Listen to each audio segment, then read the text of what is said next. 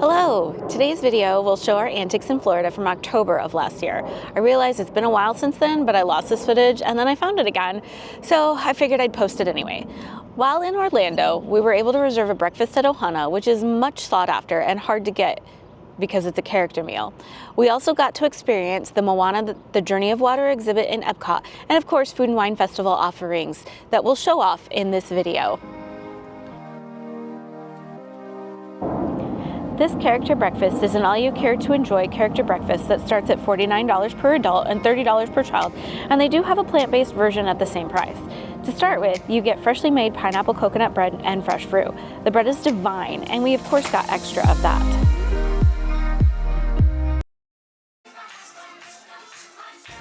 While you're dining, the characters will occasionally make their way around the dining room in a sort of conga line with fun music. They do eventually make their way to all the tables for a one-on-one short visit with everyone.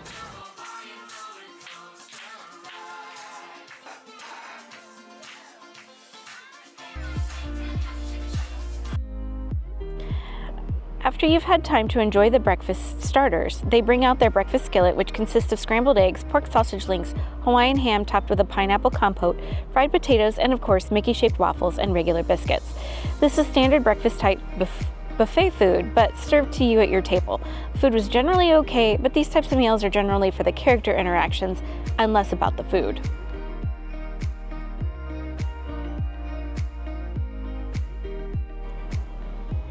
Of course, Lilo and Stitch made their way to all the tables to visit with everyone. They did a great job of giving you enough time to interact that it didn't feel rushed. Honestly, with all the people coming and going at different times, I can't believe how well they kept track of which tables and people had gotten their time to shine with the characters, but they did a very good job with that. Anyway, it was a great experience, and if you have someone in the family who loves the Lilo and Stitch characters, it's definitely worth booking. But do it as soon as you can, because like a lot of the character dining experiences, the availability goes fast, so book it early. After our awesome breakfast experience, we got the opportunity to go through the Moana Way of Water attraction that they recently added to Epcot. It's a cute little walkthrough experience that was a nice break from rides and too much food.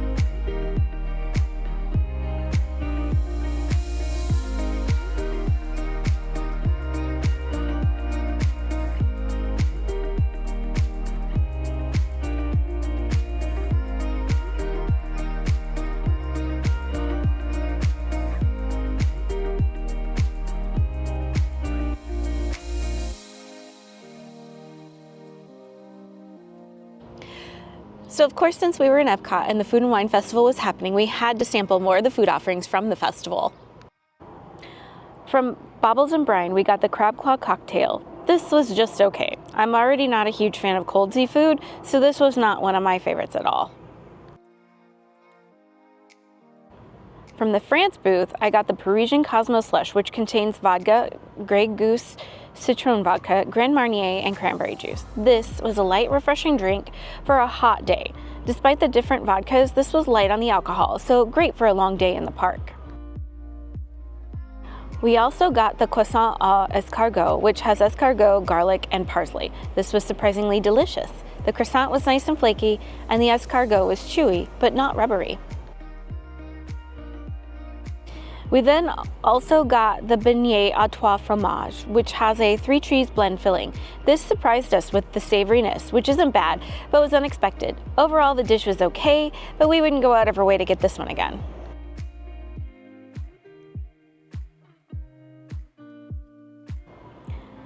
Finally, we also got the vanilla creme brulee with house-made strawberry jam. This dish was also just okay. We've had way better creme brulee in the past, and I wasn't a fan of the jam in particular. Overall, the France booth was kind of a disappointment for this last Food and Wine Festival. From the Grease booth, we got the lamb hero that was supposed to come with shaved lettuce, tomatoes, red onion, and tzatziki. You can see that it had no lettuce, 3 pieces of tomato, and a teaspoon of tzatziki sauce. The lamb itself had good flavor, but this was definitely slapped together with the bare minimum of ingredients. We would go elsewhere for a hero, and maybe try other food offerings instead of this at the next festival.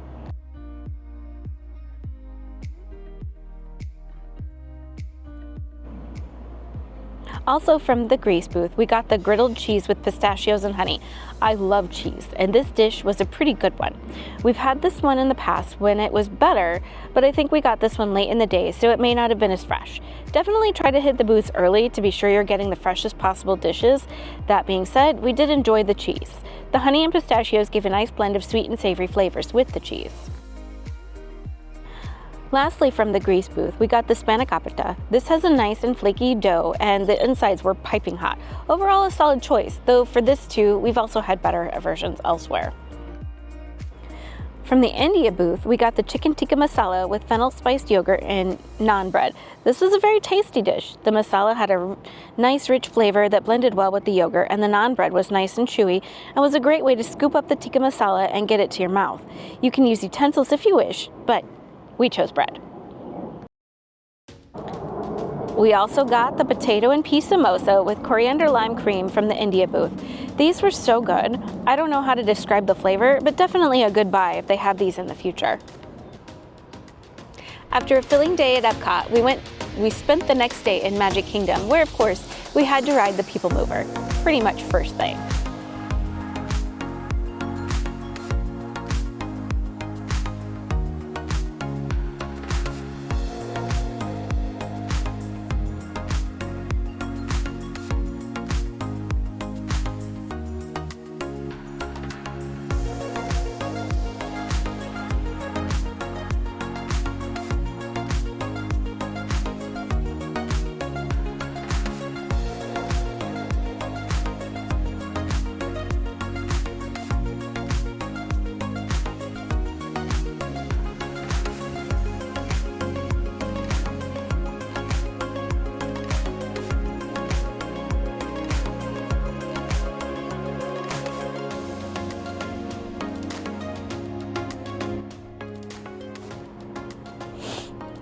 We did ride Tron, but did not have the right equipment to record that, and then we wandered around the park people watching for a bit before dining at the Skipper's Canteen in the Adventureland section.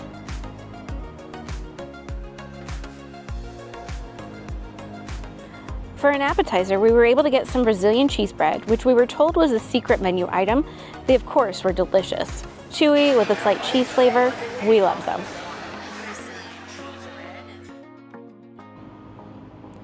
For my entree, I got the Dr. Falls signature grilled steak, which is marinated hanger steak, lomo saltado style with roasted peppers, onions, tomatoes, and ahi amarillo aioli. It was a decent dish. It wasn't my favorite ever steak, but it was definitely better than your typical theme park food offerings of hot dogs and hamburgers. Romar got the baba lamb chops with shamula cauliflower, potatoes, cipollini onions, and harissa sauce for his entree. The lamb chops were so good. The sauce was a great addition to the flavor of the lamb. We would get this dish again for sure. Probably rate this one a 7.5 out of 10.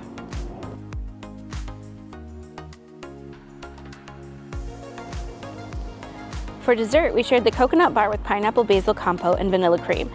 It's a vanilla chiffon cake with coconut and lime white chocolate ganache. This was a great dessert. The cake wasn't too dry and the sauce was sweet and tangy and just lovely. Definitely get this dessert. Over the next week, we went back to Epcot several times to find more foods to try from the Food and Wine Festival. From the Flavors from Fire booth, we got the chimichurri marinated skirt steak taco with crushed avocado grilled corn salsa, pickled red onions, queso fresco, and cilantro lime creme. This was a pretty good taco. The steak was nicely flavored and we enjoyed the queso fresco and cream. It was overall a pretty good taco.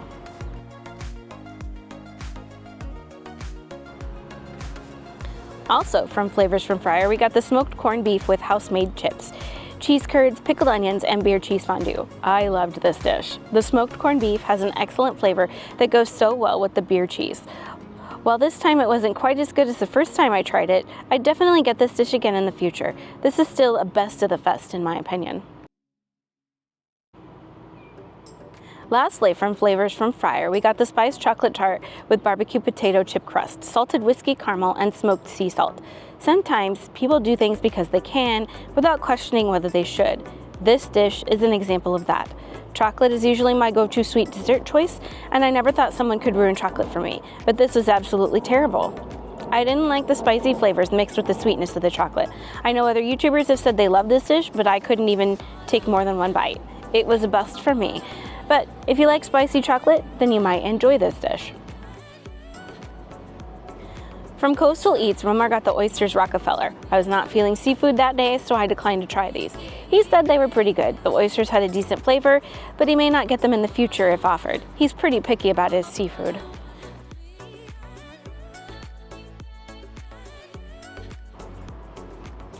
He also tried the lump crab cake. This was the better of the two dishes offered at Coastal Eats. He enjoyed the crab very much. It was light and flaky with a golden crust and tasty crab meat. Nice and light on a hot day.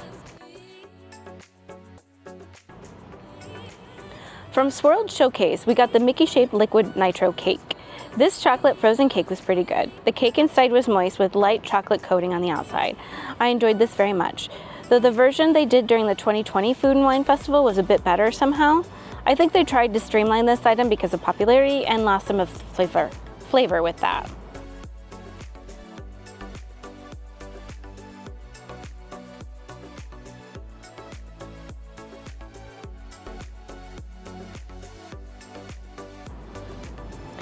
From the Japan booth, we got their beef wagyu don, which was a traditional Japanese rice bowl with American wagyu beef over steamed white rice.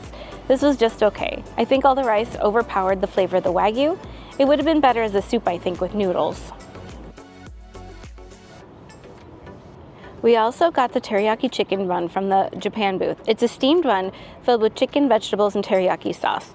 This was not our favorite by a long shot. It seemed this one had been sitting for a while before we got to it, so that the outside was a little dry and it wasn't as spongy as a good bao bun should be. I also wasn't thrilled with the teriyaki sauce and would skip this one in the future. Lastly, from the Japan booth, we purchased the Fire Taiko roll, which was a sushi roll with spicy tuna, cucumber, and pickled daikon radish. We really enjoyed this roll. It did not seem like it had sat for a while like the bao bun. The tuna seemed fairly fresh, and it was a great combination with the daikon radish and cucumber. From the Flavors of America booth, we got the chilaquiles, which had corn tortilla chips tossed in salsa verde with ranchero chicken, queso fresco, and cilantro lime. These were a decent dish. I loved how all the queso and cilantro lime married together and added depth to what you might think as just another nacho dish. I'd get this one again.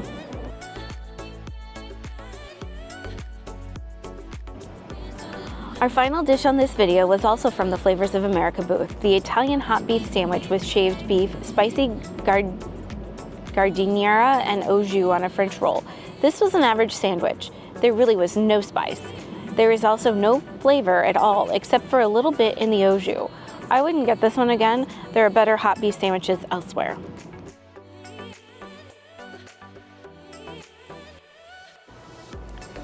So that was all the food we tried for a week of being in the Disney parks. I do have more footage from October that I'll probably sprinkle in between videos of more current outings.